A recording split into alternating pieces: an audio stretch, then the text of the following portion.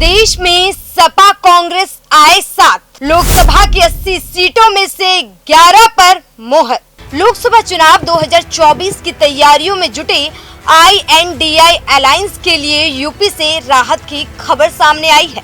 लगातार कांग्रेस और सपा के बीच टकराव को लेकर जो खबरें सामने आ रही थी, उसी बीच अब लोकसभा की 80 उत्तर प्रदेश की सीटों में से 11 सीटें समाजवादी पार्टी और अखिलेश यादव ने कांग्रेस को देने का ऐलान कर दिया है। इससे यूपी में कांग्रेस और सपा के साथ में मिलकर लड़ने की बात पक्की हो गई है। अखिलेश यादव ने खुद बताया है कि समाजवादी पार्टी ने कांग्रेस को 11 सीटें दे दी हैं।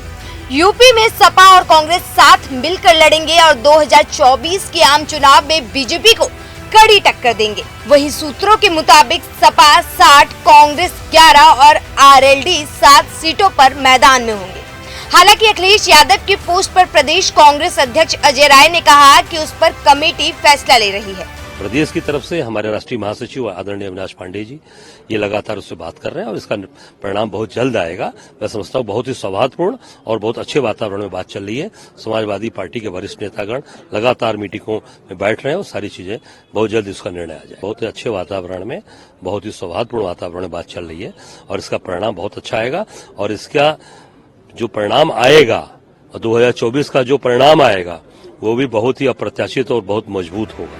सपा सुप्रीमो अखिलेश यादव ने एक्स पर पोस्ट करते हुए लिखा कि कांग्रेस के साथ 11 मजबूत सीटों से हमारे सौहार्दपूर्ण गठबंधन की अच्छी शुरुआत हो रही है। ये सिलसिला जीत के समीकरण के साथ और भी आगे बढ़ेगा। इंडिया की टीम और पीडीए की रणनीति इतिहास बदल देगी। पहले खबरें आई थी कि कांग्रेस बड़ी संख्या में सपा से सीटें मांग रही थी, लेकिन अखिलेश इसके लिए राजी नहीं थे। कांग्रेस के पर्दे के पीछे से लगातार मायावती से संपर्क करने की बातें भी सामने आ रही थी, जो अखिलेश यादव को लगातार अखर भी रही थी। लेकिन मायावती ने अपने जन्मदिन के दिन ये साफ कर दिया था कि लोकसभा चुनाव के मैदान में वो अकेले ही उतरेंगे, जिसके बाद अब सपा और कांग्रेस में सीट शेयरिंग हो गई है।